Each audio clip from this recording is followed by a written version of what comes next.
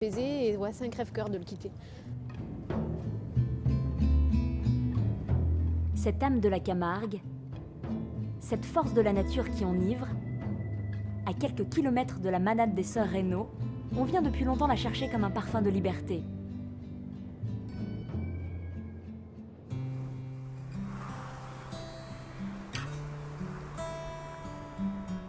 Pas la peine de chercher sur une carte ou un GPS. Ce village n'existe pas. C'est une utopie. De simples cabanes entourées d'eau qui défient le temps et la modernité. Des familles de la région qui y savourent une vie de Robinson, sans eau courante ni électricité, sans réseau pour le téléphone portable. Bienvenue à Bauduc.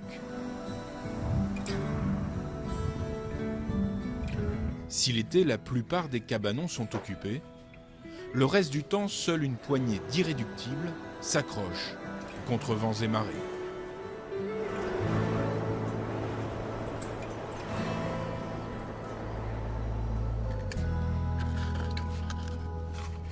Il y a tellement de vent, ça bouffe le bois, dis.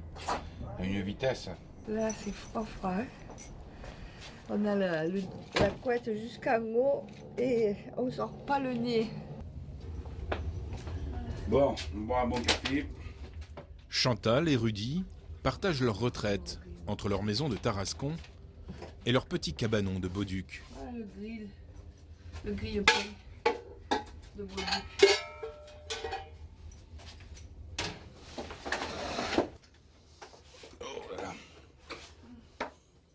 Tiens, regarde.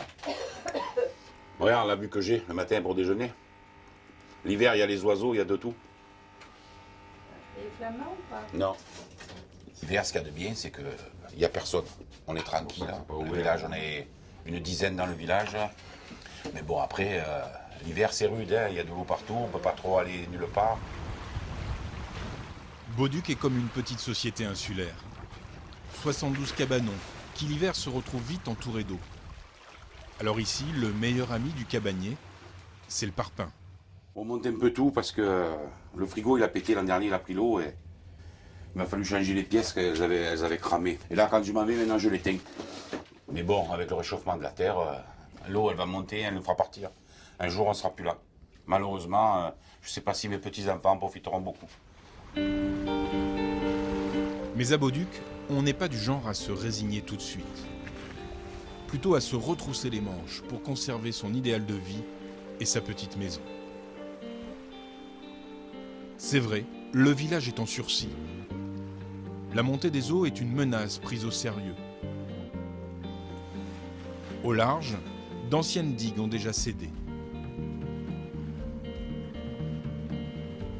La mer est désormais aux portes du village et les irréductibles de Bauduc mènent un combat incessant contre ces assauts répétés.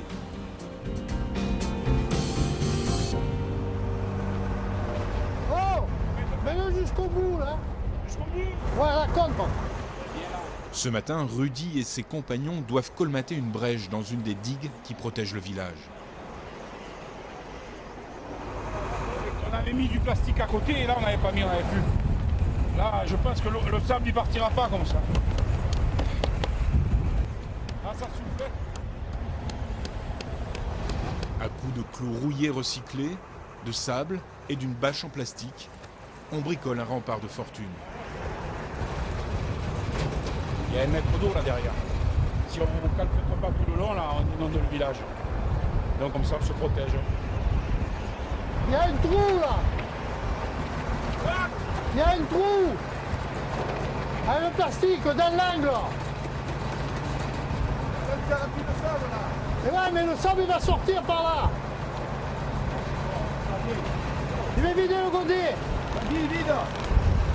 Les cabaniers se sont cotisés pour acheter un engin de chantier indispensable à leur survie. Aux manettes, c'est Georges, l'un des rares à vivre à Bauduc à l'année. Il faut le faire chaque année. C'est le prix à payer. Hein.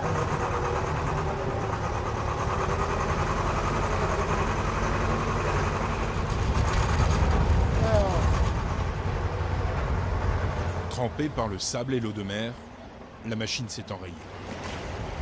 Georges doit battre en retraite. Heureusement, la digue a pu être colmatée à temps. Le village est provisoirement sauvé. C'est en panne. J'ai pété un tuyau hydraulique. En là-bas. À Bauduc, mieux vaut être prévoyant et savoir réparer toutes les pannes, car la ville la plus proche est à 1 heure de piste. Du coup, on découvre que l'atelier de Georges n'a rien à envier aux plus grosses enseignes du bricolage.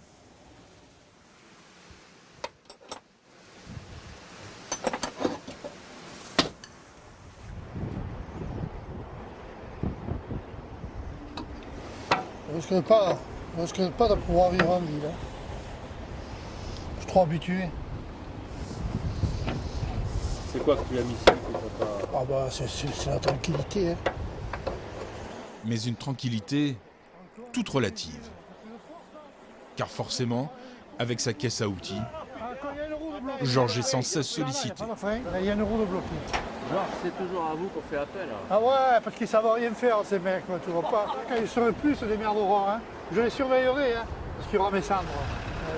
Les cendres sont autour du cabanon. Allez, les côtes. Dans la vie, Georges est pêcheur professionnel. Il vit à Bauduc depuis 40 ans et a tout aménagé pour être 100% autonome. Alors voilà, là c'est la centrale. C'est un stock de grosses batteries, il y a un régulateur, puis après il y a un convertisseur, d'hydropanneaux solaires. Ben, quand il n'y a pas de soleil, il y a les éoliennes, s'il y a du vent. Et s'il n'y a pas assez, ben, il y a un groupe électrogène avec des chargeurs qui chargent. Un jour, il y aura l'électricité ici, le courant? Pas du tout. C'est pas potable. On n'en veut pas. Chacun fait son électricité, l'eau, on récupère l'eau de pluie. On en a assez. On n'en veut pas d'électricité. Le jour qu'il y a l'électricité, l'eau courante ici, ça change complètement. Ça n'a plus rien à voir. Encore se battre dans la gondesse, quoi. Dis-moi, ce cabanon là, tu l'as toujours eu ou... Ouais, c'est moi qui l'ai fait. Ah ouais. Il a plus de... Il a plus de 25, presque 30 ans. Il n'y a aucune règle. Chacun fait la cabane qu'il avait envie de faire. Ou que... moi, la cabane, c'est la cabane de... Quand tu penses à faire une cabane, c'est que tant que gamin, tu faisais des cabanes. Ben là, tu réalises ton rêve, tu fais ta cabane. Et nous, c'est plus que sa cabane, mais c'est notre maison. Ouais. Tous les matins, Bonjour. Chantal fait le tour des cabanes occupées pour prendre des nouvelles de ses voisins. Georges n'échappe pas au rituel. Aïe. Ma biscotte préférée. Ouais, mal rasée. Je me suis rasé, hein. Ouais, un petit peu, mais tu piques, hein. Ah, mais il faut. Tu piques. Tu vois sa lunette, Georges? Là, pour lire, non. Ah, mais même là, de Là, près, Loin, c'est là, pas. tu y vois bien. Ouais, là, j'y vois. Parce que moi, comme tu travailles, là, il me faut les lunettes. Hein. Sans une Georges, je crois que le village serait plus là. Hein? C'est notre pilier, Georges. On a besoin de lui. Hein. Et puis, il sait beaucoup de choses que les jeunes ne savent pas. Et je pense qu'il y a beaucoup de personnes qui l'écoutent. Voilà. Et il y a des personnes qui devraient le craindre. Moi, non, hein, je ne le crains pas. C'est le gros nounours gentil. Parce qu'il est toujours mal rasé.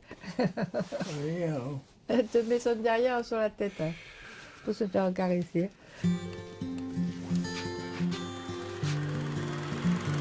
L'histoire de Bauduc commence dans les années 50. Quelques cabanes de pêcheurs abandonnées que des familles d'ouvriers des Salins, mais aussi des retraités, améliorent pour venir passer des vacances ou des week-ends. Puis est arrivé le camping sauvage sur la plage. Le phénomène prend de l'ampleur à partir des années 80. Des milliers de caravanes et de cabanes envahissent régulièrement le domaine public maritime. Depuis, les autorités ont mis le holà. Fini la zone libre de Bauduc. Aujourd'hui, seuls quelques privilégiés ont encore le droit d'occuper les cabanes du quartier historique.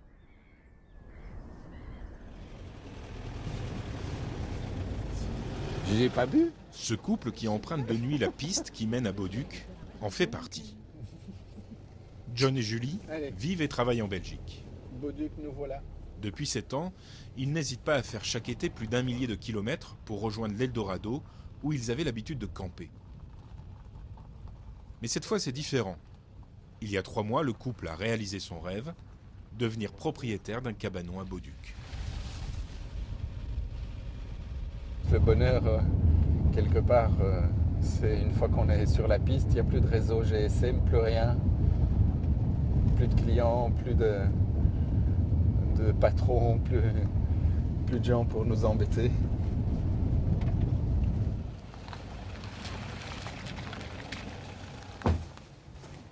Avec leur fils, James, ils profitent d'un week-end prolongé pour investir leur nouvelle tanière. Ben non, il n'y a personne, mon cœur. On est à la maison. Ça sent la souris ou... Ah oui. Oh oui. Chantal est vraiment morte là. Chantal a allumé le feu. C'est qui est venu nous allumer le poêle? C'est Chantal. C'est sympa d'avoir des amis à Bauduc, tu vois, James? Ouais. C'est un rêve. Et puis là, maintenant, pouvoir venir l'hiver, en automne, tout le temps, c'est chez nous, c'est à nous. Enfin, quelle chance on a eue. D'habitude, les cabanes se transmettent entre proches, dans les familles. Il est très rare qu'elles se vendent à des étrangers. Mais après des années de camping sauvage, d'apéritifs, de fêtes et d'entraide, tout un parcours initiatique, John et Julie ont finalement su se faire accepter des cabaniers historiques.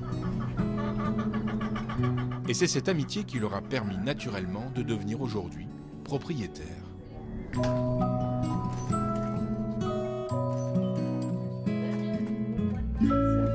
Ah, mais ça c'est clair qu'au mois de mars on vient. Pour l'anniversaire de Robert. Ah bah oui. Ceux qui cèdent leur cabanon, ils ont envie de le céder vraiment à quelqu'un qui a l'esprit de Bauduc, qui a envie d'y vivre, qui veut entretenir les cabanons, les décorer, en faire un petit bijou à eux, leur petit nid. Et donc voilà, c'est ça qui a fait que on a eu cette opportunité. Regarde. Ah, elle est magnifique. Avec le reflet, des nuages, ça c'est dans le village. Ouais, ça c'est beau. Ah oui. Ça ne se vend pas devant notaire, ça se cède, ça se transmet. Et donc j'aime bien cette notion de justement de transmission d'un patrimoine finalement plus culturel que purement immobilier. Il faut qu'on arrête de dire les Belges, il faut qu'on dise Julie et John. Mais Voilà. oui. Parce que tous les dans le village, ils disaient alors c'est les Belges, Non, c'est Julie et John. Il y a des personnes d'ici qui ont un cabanon qui ne venaient jamais, mais eux qui n'avaient pas de cabanon, ils ont le cœur à Bauduc déjà. Donc c'était automatiquement des cabaniers. C'était nos fils des cabaniers. Ils étaient cabaniers avant d'avoir un cabanon, je pense. Combien le couple a-t-il déboursé pour acquérir le cabanon? On ne le saura pas. John et Julie sont propriétaires du bâti, mais pas du terrain qui appartient à la Société des Salins du Midi. Et c'est le cas pour toutes les constructions de Bauduc. Mais qu'importe, car posséder un pied-à-terre dans ce bout du monde, c'est déjà un privilège. Et donc on va accéder comment par la plage? Un privilège qui s'apprivoise et s'apprend avec ses codes et ses astuces. Et tu penses qu'on va trouver du bois flotté? Je sais pas, ça dépend de la mer, comment elle est rentrée ou pas, on va voir. Ici, la récupération est érigée au rang de philosophie de vie. On ne pourra pas celui-là, ils sont beaux. Hein. Pas question de courir les magasins, On va venir avec notre scie. mais pas question non plus de se couper des traditions. L'idée, c'est de trouver tout des bois pour faire un sapin. Parce que le prochain séjour, on fait un réveillon. Tout le monde est là, donc il faut notre sapin. Tu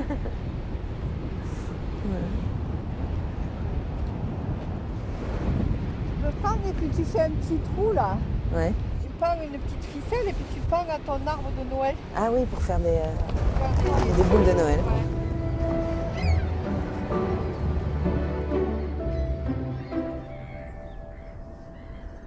Ce soir, c'est la course pour James et sa maman. Maman, il faut faire beaucoup plus que ça. Oui, mais on fait à chaque fois, parce que pour les doses, tu vois, enfin, je sais que ça fait une tarte. Julie a invité une partie du village pour son anniversaire. Donc, on continue ça. Donc, quand même, il y a moyen sans mixeur électrique. Les outils de grand-mère sont sortis. À la force du poignet, tout est mis en œuvre pour conquérir le cœur des cabaniers. Il faut arriver à s'entendre avec tout le monde, hein, parce que si tu commences à arriver ici et tu t'entends avec personne, tu ne peux pas rester.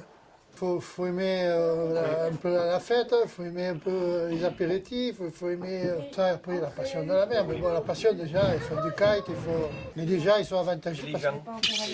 Voilà. Déjà, en faisant du kite et tout. C'est génial. C'est lundi. Et on a notre anniversaire le même jour. Et ton fils, il aura... Joyeux anniversaire, Julie. Et joyeux anniversaire.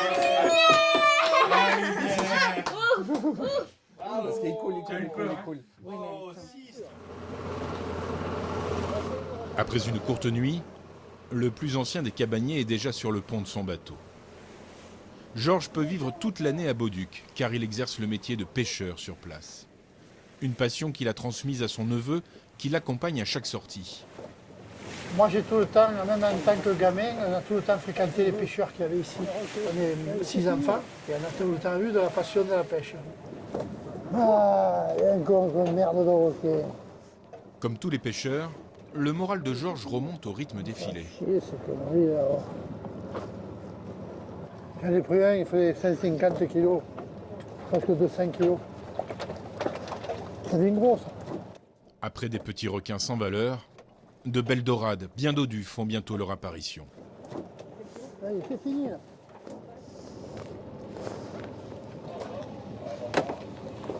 Ça fait longtemps qu'on n'a pas pris des grosses comme ça. Hein. Une belle pêche que le neveu de Georges ira vendre à la criée de Port-Saint-Louis-du-Rhône. Et t'as mis des petites boules dessus, mon cœur. À terre, le bois flotté ramassé la veille entame une seconde vie dans la nouvelle maison de John et Julie. Ouais, il est mignon, tourne-le vers toi. Petit à petit, toute la famille s'approprie son petit coin de paradis. On est sans ordinateur, sans travail, sans... ce qui est l'opposé de ma vie ou de notre vie en Belgique, où on court tout le temps. Et c'est comme ça que je décris Bauduc, enfin, c'est une parenthèse. C'est la liberté, Bauduc. C'est le bonheur total.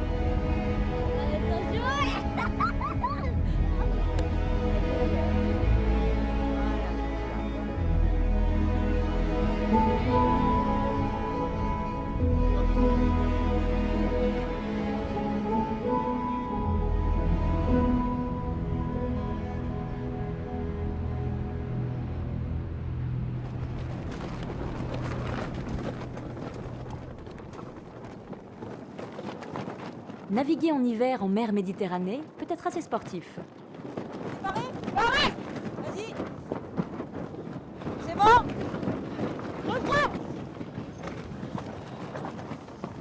Au large de la Camargue, Leslie Bisset et Élodie Gasparin m'accueillent à bord de leur voilier. Les deux jeunes femmes sont océanographes et biologistes. Cap, les Saintes-Maries de la Mer. Allez. Donc, du coup, on abat.